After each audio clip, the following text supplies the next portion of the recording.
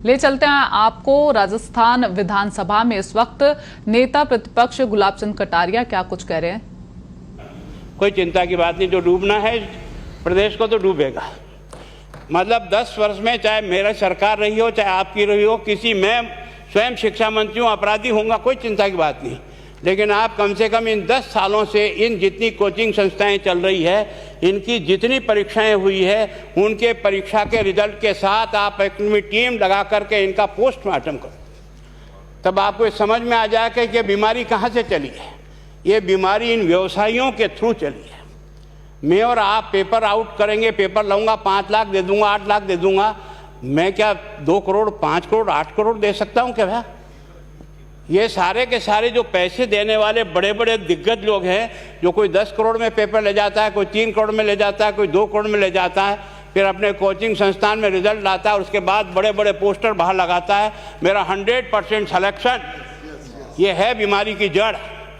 अगर मार करना चाहते हो तो यहाँ करो, तब तो जा कर के इसको कोई रोक सकोगे। बाकी से केवल मन को संतुष्ट करने का काम करो तो ये राजस्थान के उस गरीब बच्चे के साथ न्याय नहीं होगा, जो बड़ी मुश्किल से पढ़ता है, अपने घर में बूढ़े माँ बाप को भूखे मार के पढ़ता है और उसके बाद परीक्षा के लिए जाता है, रोता हुआ घर लौटता है।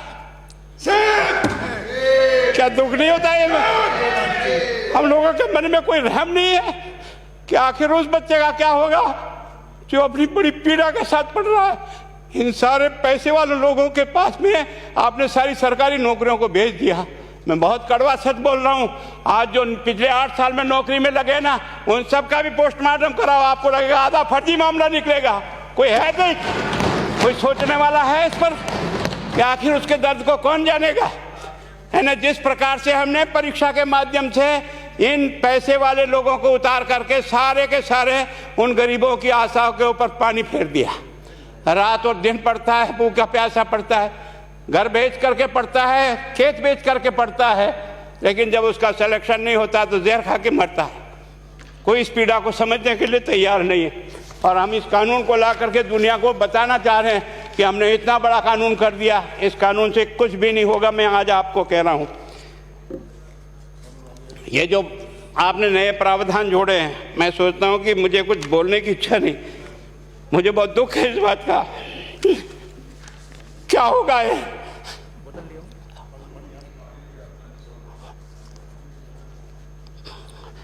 किस तरह की गैंग पालनी है हमने? पानी पिला दो, है ना। मैं उस दिन भी पूछा था कि मैंने कहा ये शिक्षा संकुल पे है, जिन लोगों को ड्यूटी पे लगाया, इसको लगाने वाला दोषी कौन है, जिसके कारण से पेपर जो है ना काट करके निकाल दिया। ये तो ठीक है, भाग्य हमारा अच्छा था कि सवाई माधोपुर की घटना फूट गई और एसओजी को उसमें हाथ में लग करके कुछ केस लग गया। अगर वो केस नहीं लगता तो आज आपकी सारी नौकरी पर इन सब बड़े बड़े दलालों के स्कूल में पढ़ने वाले बच्चे होते और मेरा गरीब का बच्चा अपना घर लौट के जाता। क्या दुर्भाग्य है। और इस कारण से केवल इसके लिए खुश मत हो जाओ कि हमने कानून बहुत सख्त बना दिया इसलिए अपराधी रुक जाएगा। नहीं, सिस्टम को बदलना होगा, ये परीक्षा का सिस्टम चेंज करना होगा। मैं सोचता हूँ कि क्या हम इतने अक्लमंद बैठे हैं, क्या इस व्यवस्था को चेंज नहीं कर सकते?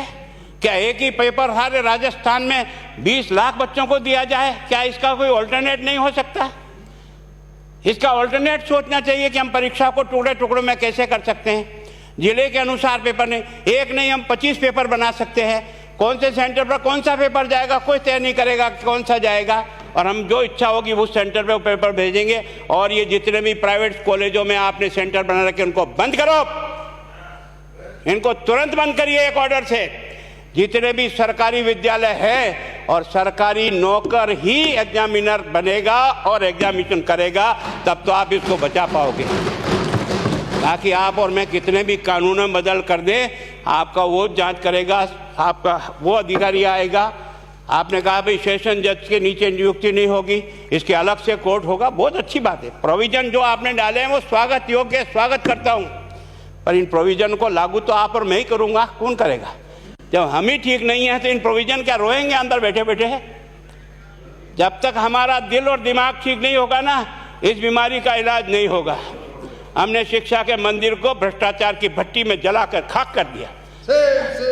दुर्भाग्य हमारा, जहां से कोई आशा की किरण दिखती थी उस गरीब को कि चलो मैं अपनी मेहनत से आगे बढ़ जाऊंगा, लेकिन अब वो निराशा में आ गया। उसको लगा कि अब कोई रास्ता नहीं है। और इस कारण से मैं सोचता हूं कि आप जिस भावना से लाया, मैं आपकी भावना की इज्जत करता हूं, लेकिन केवल आपकी भावना इन बेईमानों को नहीं रोक सकेगी।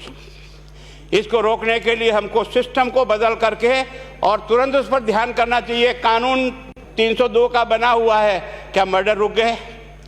आप भी जान रहे हो, रोज के रोज पोक्सो कोर्ट में आजीवन कारावास हो रहा, क्या व्यभिचार रुक गया है? अपराधी को दंड मिल सकता है, अपराध बंद नहीं हो सकता है। अपराध बंद करने के लिए जो सिस्टम होते हैं उस सिस्टम में चलो। एकमात्र इस देश में भ्रष्टाचार की भट्टी में देश जल रहा था। केवल और केवल एक तरह से प्रत्येक व्यक्ति का खाता खुलवाकर देश के प्रधानमंत्री में सारा का सारा बेनिफिट उसका सीधा खाते में डाला। बेईमानों को चोट लगी नहीं लगी, उस तरफ अपना दिमाग बचाओ, उस तरफ अपना दिमाग लगाओ। किस बीमारी का इलाज कहाँ है और कैसे हो, इस बारे में चिंता करने की कोशिश करो। मैं कई बार इधर सीकर और इधर गया तो मैं सोचता हूँ कोचिंग संस्थान की बिल्डिंग देंगे ना तो टोपी गिर जाए नीचे से। क्या चीज़ है यार, भगवान ने क्या लक्ष्मी वहीं बरसाई है? और जो बाकी संस्थाएं, उसका कारण यह है कि हमने अपनी दुकान को इतनी कमज़ोर कर दी है कि जहाँ बच्चे अच्छी तरह से शिक्षा लेकर के हम जैसे गरीब पढ़ करके यहाँ आ गए, अब वो रास्ते नहीं हैं। और इस कारण से मेरी बहुत विनम्र प्रार्थना है, इस बीमारी का इलाज चाहिए बच्चे को, कानून से नहीं होगा, कानून के अलावा होगा, और उसमें आप करें। धन्यवाद। Thank you. माननीय मंत्री महोदय।